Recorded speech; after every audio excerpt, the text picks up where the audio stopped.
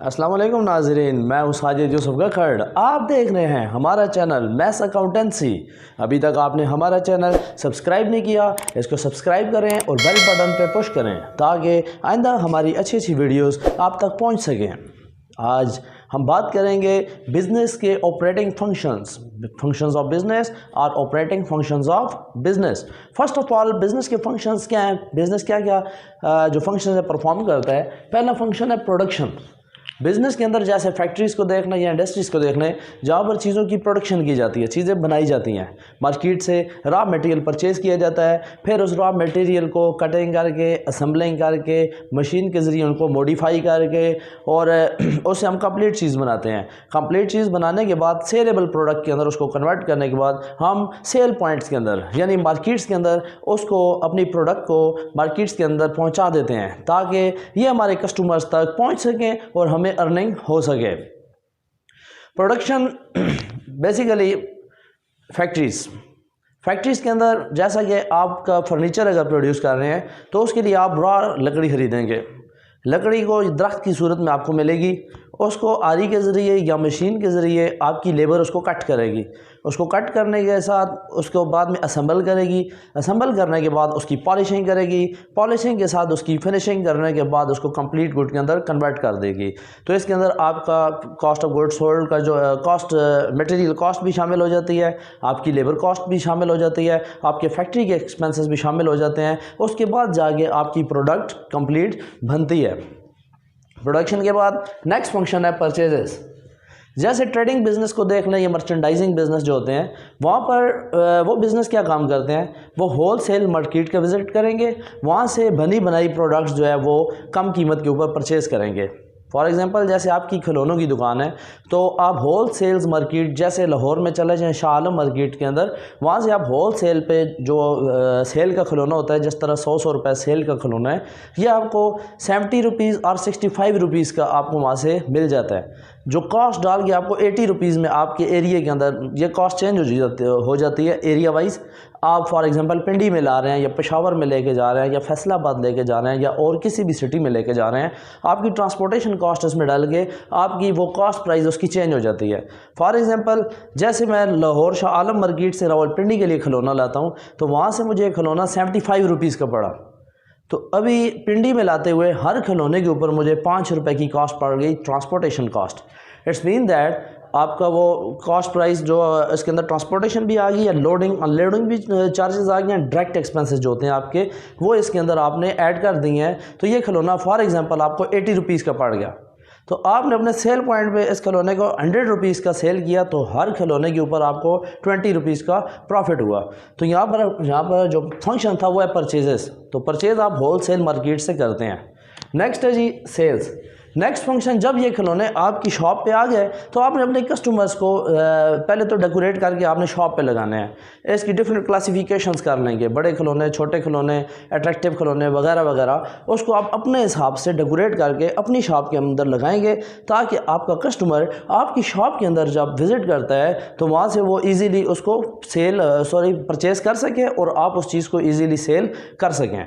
इसकी best example है जैसा चाइना सेल की मार्केट्स होती हैं, चाइना सेल की शॉप्स होती हैं, जहाँ पर 20 रुपीज़, 30 रुपीज़, 50 रुपीज़ और 100 रुपीज़ के प्रोडक्ट की जो है चीज़ें सेल की जाती हैं। तो वो आपके सामने एग्जांपल है। वो तो शॉप्स हैं, सेल पॉइंट है, वहाँ पर आप जो सेल करते हैं, बिज़नेस का फंक्शन है कि आप जो प्रोडक्ट ख़रीद के लाएँ उसको क्यों लाएँ कि आपने उसको सेल करना है। Next, purchases return. कभी ऐसा भी होता है कि आपने जो चीज़ परचेज़ करके लाई शाह आलम मार्केट से, फॉर एग्जांपल पुरानी एग्जांपल में जाएं तो उसके अंदर किसी भी फॉल्ट की वजह से, वो फॉल्ट क्या हो सकता है, मे बी आपने उसे कहा मैं रेड कलर का चीज़ चाहिए, उसे आपने पिंक कलर की चीज़ दे दी, तो कलर का फॉल्ट हो सकता है, साइज़ का फॉल्ट हो सकता है, उसका क्या नाम है ब्रांड का फॉल्ट हो सकता है, और कोई भी मसला हो सकता है, या चीज़ टूटी हुई हो सकती है, या आपको उसने ज़्यादा चीज़ें भेज दी हैं, आपने क्या 100 आइटम भेज दिए, उसने 130 आइटम भेज दी हैं, तो आप उस सूरत में इन चीज़ों को अपने सप्लायर को वापस कर सकते हैं। तो ये भी एक बिज़नेस में फंक्शन है कि आप अपनी चीज़ें जो आपने परचेज़ की हैं उनको आप जब वापस करते हैं तो इनको आप कहते हैं परचेजेस रिटर्न। एक और चीज़ सेल्स रिटर्न। तो बिज़नेस के अंदर मैं आपको बताता जाऊँ कि सेल्स रिटर्न है क्या। सेल्स रिटर्न जैसे आपने अपने सप्लायर को वापस की, आपसे भी आपके कस्टमर ने वो चीज़ परचेज़ की है, आपने अपने कस्टमर को जो चीज़ें सेल आउट की हैं वो कस्टमर अपने घर में लेके जाता है। जैसे आपने कोई शर्ट अपने कस्टमर को सेल आउट कर दी, तो वो अपने घर में लेके गया तो साइज़ उसका छोटा निकल आया, या आपको उसने कहा हमें पिंक शर्ट चाहिए तो आपने उसको येलो शर्ट दे दी। तो जब घर में लेके गया तो पता चला कि आपने उसके शॉपर में येलो शर्ट रख दी। तो उस साइज़ की वजह से या ब्रांड की वजह से या कलर की वजह से या किसी भी फॉल्ट की सूरत में वो चीज़ आपको वापस कर देता है। जब आपकी सेल की हुई चीज़ें आपके पास वापस आ जाती हैं, these are called sales return. आगे चलते हैं, नेक्स्ट टॉपिक है फाइनेंस। फाइनेंस को कैपिटल भी कहा जा सकता है। बिज़नेस के अंदर जो फाइनेंस है वो बहुत ज़रूरी है। आपके बिज़नेस जो है वो चल रही फाइनेंस के ऊपर होता है। अगर आपका रनिंग बिज़नेस है तो आपके पास इतना रिज़र्व होना चाहिए कि आपके कॉन्टीजेंसी सिचुएशंस आ जाती है, सर्कमस्टेंसेस आ जाते हैं आपके इस तरह के कि जिसके अंदर आपको दुकान का किराया भी पे करना पड़ जाए तो वो आपको अपनी जेब से करना पड़ेगा। जैसे आजकल के दौर में कोरोना का प्रॉब्लम है तो उसकी वजह से मार्केट्स क्लोज हो जाती हैं, तो आपकी सेल आउट ज़्यादा नहीं होती, तो आपको अपनी शॉप का जो रेंट है वो अपनी पॉकेट मनी से पे करना पड़ता है। तो उसके लिए आपके पास इतनी कैश होनी चाहिए कि आप वो जो पेमेंट है वो ईज़िली कर सकें। या आपको चीज़ परचेज़ कर रहे हैं और अगर आप क्रेडिट के ऊपर परचेज़ कर रहे हैं उसके लिए आपने फिर पेमेंट भी करनी है, तो इन तमाम मामलात के लिए आपके पास इतना बजट होना चाहिए कि आप अपने बिज़नेस के जो एक्सपेंसेस हैं, ख्वाह वो इलेक्ट्रिसिटी का एक्सपेंस है, ख्वाह वो सुई गैस का एक्सपेंस है, टेलीफोन का एक्सपेंस है, या आपने अपने एम्प्लॉइज़ को जो आपने सैलरीज या वेजेस देनी है उनका एक्सपेंस है, वो आप पे कर सकें और उसके बाद भी आपके पास प्रॉफिट बच सके। तो ये कब मुमकिन है? जब आपके पास फाइनेंस होगा। फाइनेंस अगर आपके पास नहीं है तो आप किसी फ्रेंड से या किसी बैंक से एज ए लोन पैसा लेकर उस पैसे को बिज़नेस में यूटिलाइज़ कर सकते हैं और फिर बाद में इंस्टॉलमेंट की सूरत में उस लोन को आप विद इंटरेस्ट वापस कर देंगे। Next, storage. कभी कभी ऐसा होता है कि आपको पता है प्रोडक्ट की मार्केट के अंदर शॉर्टेज है या आने वाले वक्त में प्रोडक्ट मार्केट के अंदर शॉर्ट ना हो जाए। तो जैसे कभी कभी चीनी का बहरान आ जाता है, तो चीनी आप मार्केट से इकट्ठी लेकर आपने स्टोर करनी होती है। उसके लिए आपके पास गोदाम होने ज़रूरी है। अगर आपके पास गोदाम नहीं है तो आपका स्टोरेज का काफ़ी प्रॉब्लम्स दरपेश आ सकता है, या आप अपने घर की बेसमेंट के अंदर उसको स्टोर कर सकते हैं। तो स्टोरेज जो है, आप अपनी प्रोडक्ट को जो स्टोर करते हैं फ्यूचर बेनिफिट्स के लिए, इस चीज़ को हम स्टोरेज का नाम देते हैं। Next, advertisement. अपनी बिज़नेस की प्रमोशन के लिए आपको एडवर्टाइजमेंट का करना बहुत ज़रूरी है। एडवर्टाइजमेंट के लिए आप डिफरेंट चैनल्स का यूटिलाइज़ कर सकते हैं। फॉर एग्जांपल, आप पैनोफ्लेक्स का इस्तेमाल कर सकते हैं, आप बोर्ड्स का इस्तेमाल कर सकते हैं, या आप फ्री सैम्पल्स का भी इस्तेमाल कर सकते हैं, या डोर टू डोर विजिट करके कस्टमर्स को अपनी प्रोडक्ट के बारे में बता सकते हैं। दैट इज़ कॉल्ड एडवर्टाइजमेंट, यानी अपनी प्रोडक्ट के बारे में मशहूरी करना, लोगों को बताना। अब जब आप फ्री सैम्पल देते हैं तो उस सूरत में आप अपनी प्रोडक्ट जब फ्री सैंपल के दौर पर देंगे तो आपका कस्टमर उसको टेस्ट करेगा। जब टेस्ट करेगा उसकी क्वालिटी होनी बहुत ज़रूरी है। जब उसकी क्वालिटी अच्छी होगी, उसका टेस्ट अच्छा साबित हो जाएगा और आपका कस्टमर आपकी प्रोडक्ट से सेटिस्फाई हो जाएगा, तो आपकी उस प्रोडक्ट की डिमांड बढ़ेगी। जब उसकी डिमांड बढ़ेगी तो आपकी सेल्स बूस्टअप होंगी। जब आपकी सेल्स बूस्टअप होगी तो ऑटोमेटिकली आपको प्रॉफिट अर्निंग होगी। Next one, insurance. कभी कभी आप होलसेल मार्केट से बहुत ज़्यादा माल मंगाते हैं इकट्ठा थोक की सूरत में, तो उस सूरत में आपको डर है कि आपका माल कहीं एक्सीडेंट की वजह से या किधर आग की वजह से या किसी भी और रीज़न की वजह से रास्ते में गिर ना जाए, या आप आउटसाइड कंट्री से अपने कंट्री के अंदर सामान मंगवाते हैं तो आपको ये डर है कि भाई शिप आपने मंगवाया है कहीं सामान डूब ना जाए, तो डूब जाने का ख़तरा होता है। उसके लिए आप मैरीन इंश्योरेंस करवाते हैं, बैरी इंश्योरेंस। और जब आपका सामान आपके गोदाम में पहुंच जाता है तो गोदाम में आपको यह डर होता है कि बारिश के दिनों में कहीं शॉर्ट सर्किट ना हो जाए, आपके सामान को आग ना लग जाए, इन्वेंट्री आपकी जल ना जाए। उस इन्वेंट्री के जलने के नुकसान से बचने के लिए आप अपनी इन्वेंट्री का और अपने गोदाम का इंश्योरेंस करवा लेते हैं।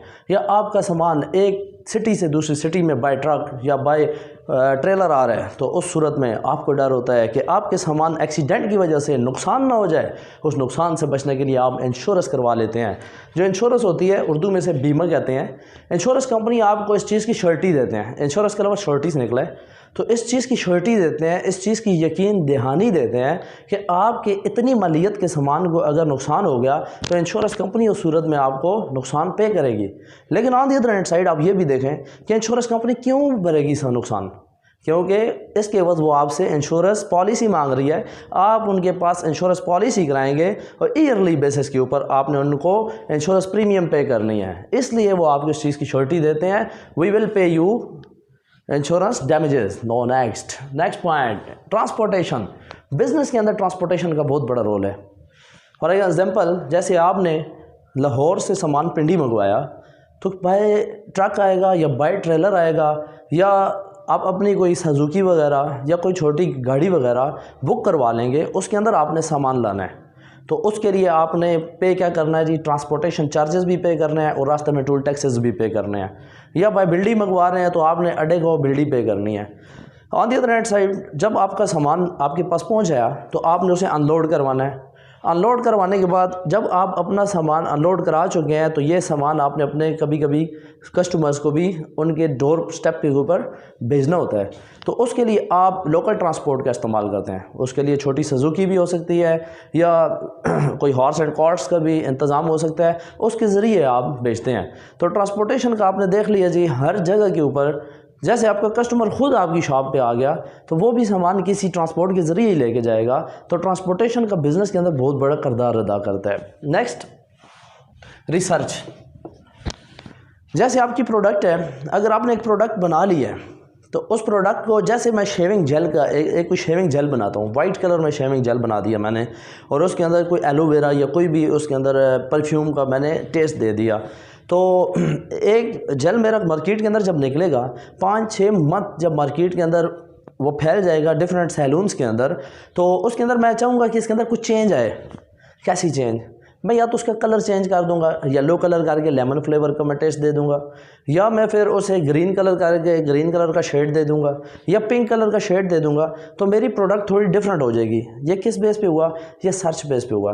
तो मैंने अपना दिमाग लगाया, उसके ऊपर से थिंकिंग की, सोच विचार की, या उसकी क्वालिटी को मैंने थोड़ा सा और थिक कर दिया, या उसकी क्वालिटी को थोड़ा नरम कर दिया, या मैंने बॉटल की शेप को चेंज कर दिया, या बॉटल के ऊपर जो मेरा स्टिकर लगा होगा कंपनी का, उस स्टिकर को मैंने चेंजेस कर दी, डिज़ाइनिंग चेंज कर दी, या उसकी प्राइस को कभी बढ़ा दिया, कभी कम कर दिया। इस तरह की चेंजेस ये रिसर्च पे होती हैं। या अपने कस्टमर्स के साथ मैंने जाके कोई कंसल्ट कर लिया कि इसके अंदर कैसा जेल चल रहा है, इसके अंदर कोई आपको कमियां नज़र आ रही हैं वो मैं बताएं ताकि हम इसे और इम्प्रूव करें, या प्राइस के अंदर कोई प्रॉब्लम तो नहीं है, या इसकी जो वगैरह वगैरह।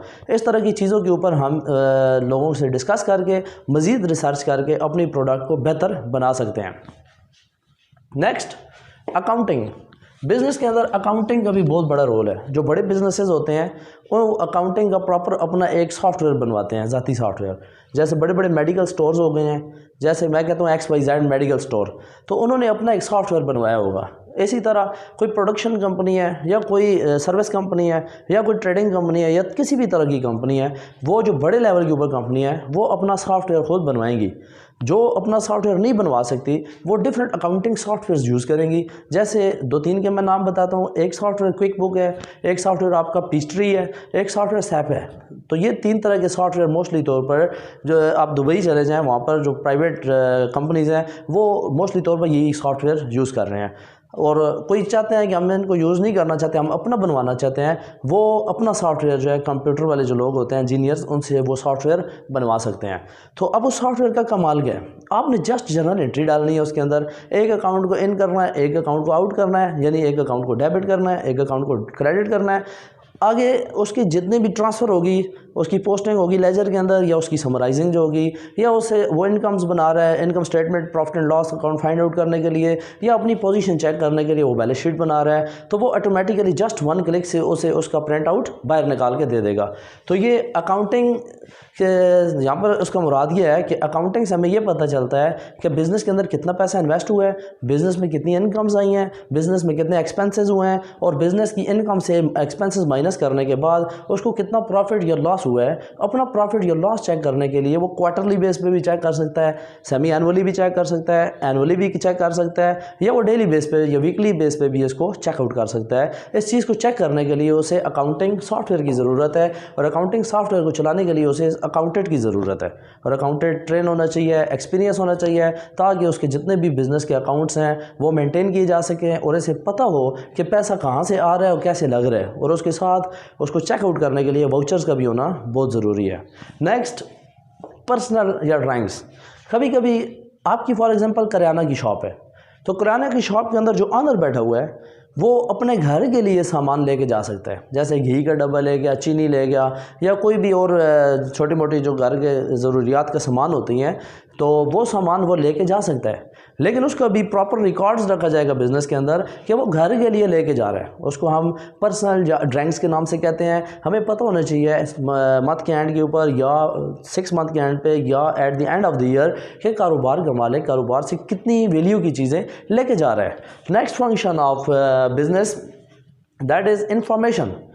तो बिज़नेसमैन के लिए भी बड़ा ज़रूरी होता है कि उसे हर तरह की इन्फॉर्मेशन हो। उसके लिए वो अपने मोबाइल फ़ोन के अंदर डिफरेंट कॉन्टैक्ट्स को और डिफरेंट व्हाट्सएप ग्रुप को, यानी बिज़नेस ग्रुप्स होते हैं उनको, और अपने कस्टमर्स के साथ और अपने सप्लायर के साथ हर वक्त कॉन्टैक्ट में रहता है। अब ग्रुप्स को जब ज्वाइन करेगा तो उससे डिफरेंट प्रोडक्ट्स की प्राइस चेंजेस पता चलती रहेंगी और न्यू आने वाली प्रोडक्ट्स के बारे में पता चलता रहेगा। और जो प्रोडक्ट्स इसके पास हैं वो अपने कस्टमर के ग्रुप के अंदर उन प्रोडक्ट्स को शो कर सकता है ताकि उसके कस्टमर्स को भी उसकी प्रोडक्ट के बारे में पता हो और उसकी चीज़ें जल्द सेल आउट हो जाएँ। और इन्फॉर्मेशन हर तरह की होनी चाहिए। जैसे कोरोना का प्रॉब्लम्स आजकल चल रहा है तो कोरोना के बारे में पता होना चाहिए, उसके लिए वो प्रीकॉशंस कर सके, यानी एहतियाती तदबीर कर सके कि फॉर एग्ज़ाम्पल अगर कोरोना की वजह से उसकी शॉप बंद हो जाती है तो उस सूरत में वो किस तरह अपने कस्टमर को अपने साथ अटैच रखेगा और अपनी प्रोडक्ट्स को किस तरह सेल आउट करेगा door to door. Next, public relations भी बिजनेसमैन के लिए बहुत ज़रूरी है। अब यहाँ पर पब्लिक रिलेशन से पहले मैं आपको दो चीज़ें बता दूँ। एक होता है एम्प्लॉयर, एक होता है एम्प्लॉई। जो एम्प्लॉयर होता है उसका बहुत बड़ा दिमाग होता है और जो एम्प्लॉई होता है उसका दिमाग लिमिटेड होगा। उसकी वजह क्या है? उसकी रीज़न यह है कि एम्प्लॉयर रिस्क लेता है लेकिन एम्प्लॉई रिस्क नहीं लेता। फॉर एग्ज़ाम्पल मैंने मार्केट से कोई प्रोडक्ट उठानी है, अभी मुझे नहीं पता मुझे उसमें प्रॉफिट हो या लॉस हो, मैं रिस्क बेस के ऊपर 1 करोड़ रुपए की प्रोडक्ट उठा लेता हूँ। लेकिन जब प्रोडक्ट उठाई मे भी मुझे प्रॉफिट हो जाए, मे भी मुझे लॉस हो जाए। हो सकता है मैं मार्केट से जो 1 लाख की प्रोडक्ट खरीदी है वो 1 करोड़ 30 लाख की मेरी बिक जाए। एट अ स्पॉट मुझे 30 लाख का प्रॉफिट हो सकता है। लेकिन on the other hand side, और एक और चीज़ यहाँ पर देखें कि लॉस भी हो सकता है। 1 करोड़ की प्रोडक्ट खरीदी, सेल आउट हुई 80 लाख की, तो 20 लाख का नुकसान हो गया। तो प्रॉफिट जो एम्प्लॉयर होता है इसका इतना बड़ा दिल होता है। लेकिन जो एम्प्लॉई है, अब एक एम्प्लॉई है उसकी 70,000 रुपये पे है। अब वो 70,000 रुपये के अंदर उसने अपने तमाम जो एक्सपेंसेस हैं उसने कवर किए होते हैं कि पे आएगी, उसमें इतनी सेविंग करनी है, इतने एक्सपेंसेस करने हैं, या कभी कभी तो उसकी ये कंडीशन हो जाती है पूरी पे यूज़ करने के बाद वो आगे पीछे से लोन ले रहा होता है, भाईजान 20,000 दे दें, 10,000 दे दें, जब पे आएगी तो आपको मैं वापस कर दूंगा। तो ये डिफरेंस होता है एम्प्लॉयर और एम्प्लॉई के अंदर। लेकिन यहाँ हम बात कर रहे हैं पब्लिक रिलेशन। अब एम्प्लॉयर का डिफरेंट लोगों के साथ रिलेशन होता है, यानी जो कस्टमर्स उसके शॉप पे आ रहे हैं वो कि पुलिस के इंस्पेक्टर भी हो सकता है, वो किसी कंपनी का डायरेक्टर भी हो सकता है, वो कोई क्लास 4 भी हो सकता है, या किसी भी लेवल का बंदा हो सकता है। तो उसके जो रिलेशन है हर बंदे के साथ हैं। वो कोई नादरा का हो सकता है। अभी मैंने अपना शनाख्ती कार्ड बनवाना हो तो मैं ना जाऊँ, उस बंदे का अगर मेरे साथ कॉन्टैक्ट है तो जस्ट मैं फ़ोन पर कहूँगा भाईजान मेरे पास टाइम शॉर्ट है, आप मेहरबानी करके मुझे जल्द बनवा दें। तो ये किस बना पे हुआ? क्योंकि उसका रिलेशन है। आपका कोई दोस्त वकील है तो उस सूरत में आपका कोई अदालत का काम है तो उसके थ्रू आप जल्द वो काम करवा सकते हैं।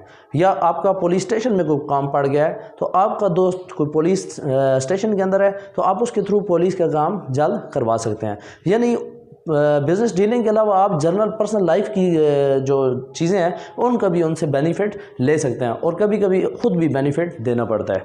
Next, credit, that is also very important functions.